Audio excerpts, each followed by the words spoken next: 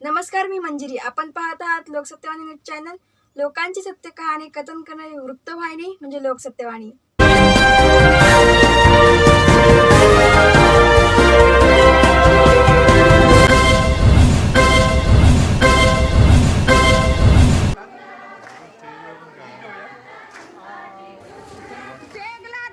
कणकवली तालुक्यातील कळसुली भोगनाथवाडी रहिवासी संघाचे त्रिवार्षिक स्नेहसंमेलन संपन्न झाले.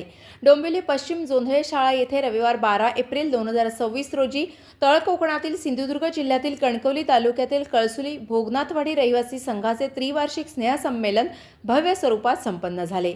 या कार्यक्रमात मुंबई स्थित असलेले गावातील ग्रामस्थ मोठ्या संख्येने उपस्थित होते. प्रमुख पाहुणे म्हणून डोंबिवली पश्चिम भाजपा महिला आघाडीच्या सौ प्रिया जोशी आणि माजी नगरसेवक प्रकाश भोईर उपस्थित होते.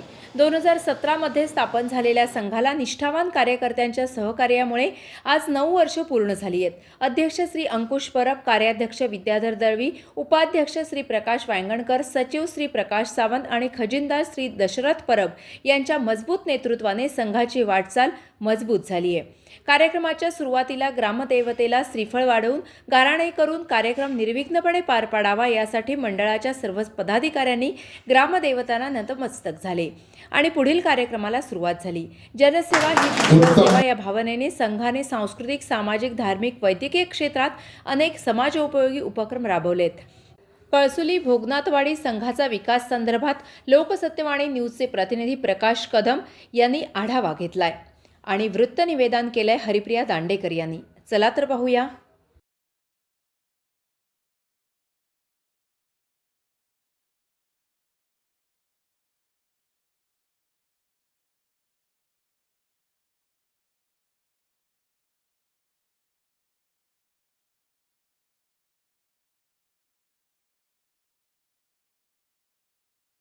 अध्यक्ष अनंत परब,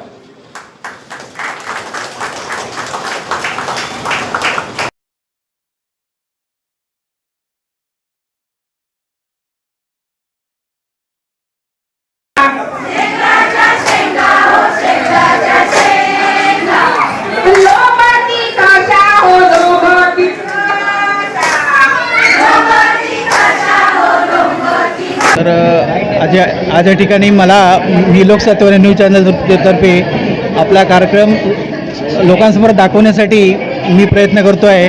आता तर आपण कोणत्या पदावर आहात याच्यामध्ये? मी भारतीय स्टेट बँकेमधून निवृत्त झालेले आहे साहेब.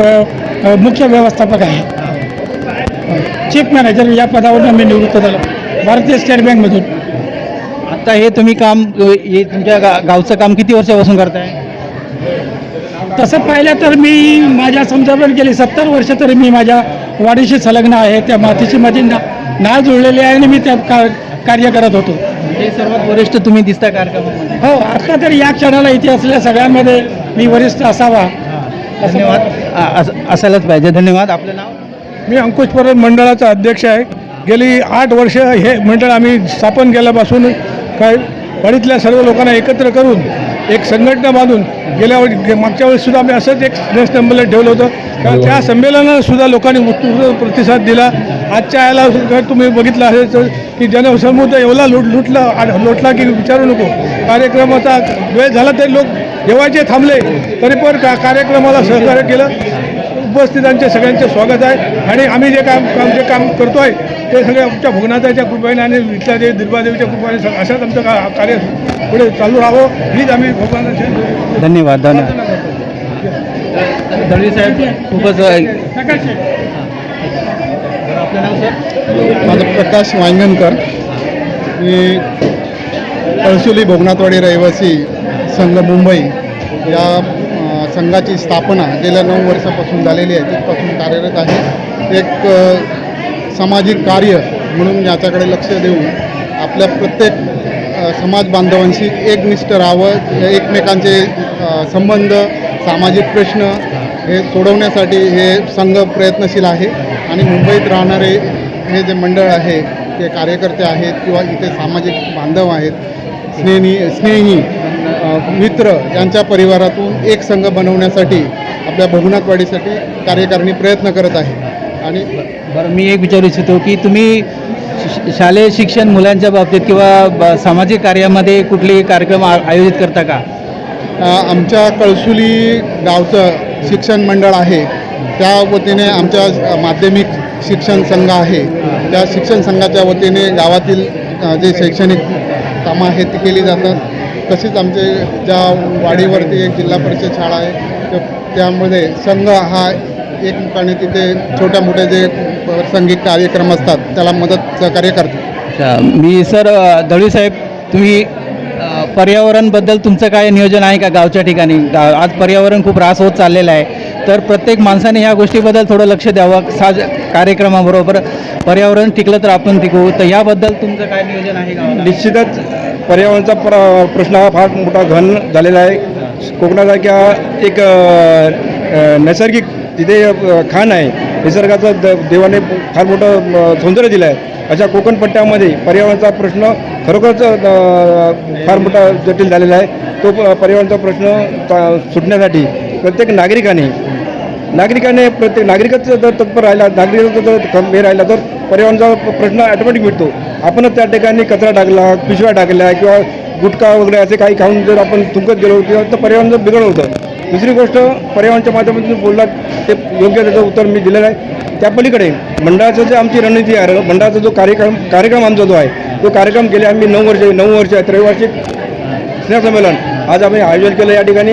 हे आयोजन करण्यामागे एकच आमचा उद्देश आहे की माझ्या भोगनाथवाडीमध्ये माझे जे सर्व आहेत, आमचे जे नातेवाईक आहेत, आमचे जे मित्रमंडळी सोडात आमची भावकी आहे, सर्व आम्ही एक परिवार आहे. भोगनाथवाडीमध्ये आमचा एक परिवार आहे आणि परिवाराला एकत्रित घेऊन आम्ही या ठिकाणी हे कार्यक्रम करतो.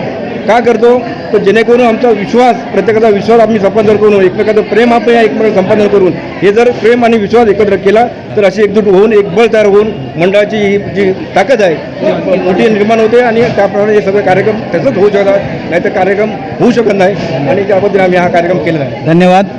परत एकदा मी सांगतो की तुमच्या सगळ्या जे गावचे रहिवासी आहेत त्यांना एक झाड लावायची विनंती करा. नक्कीच करणार. हजारो झाडं तयार होते दरवर्षीप्रमाणे. आमचा पुढचा कार्यक्रम असेल. धन्यवाद.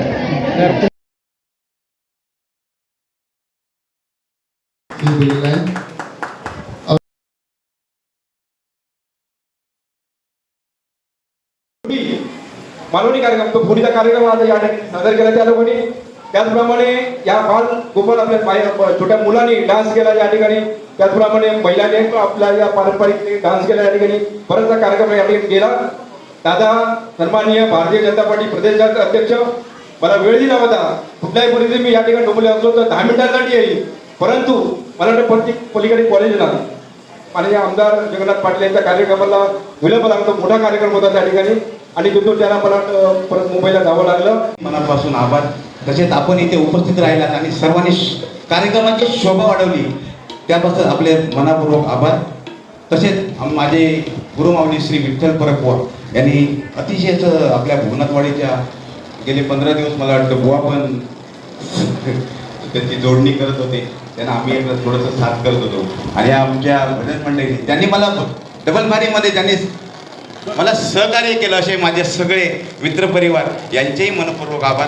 तसेच मी आज इथे उभा आहे, खरोखरच माझे ज्येष्ठ बंधू श्री सत्यविजय परब यांच्यामुळे आज या पेटीवर उभा बसलो आहे.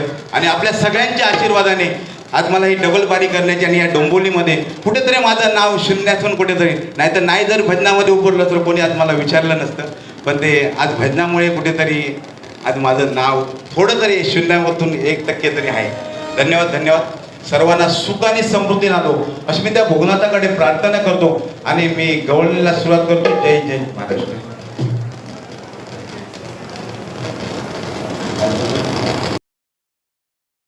ताज्या आणि महत्त्वपूर्ण बातम्या पाहण्यासाठी लोकसत्यवाणी न्यूज चॅनलला सबस्क्राईब करा व बेल आयकॉनवर क्लिक करा.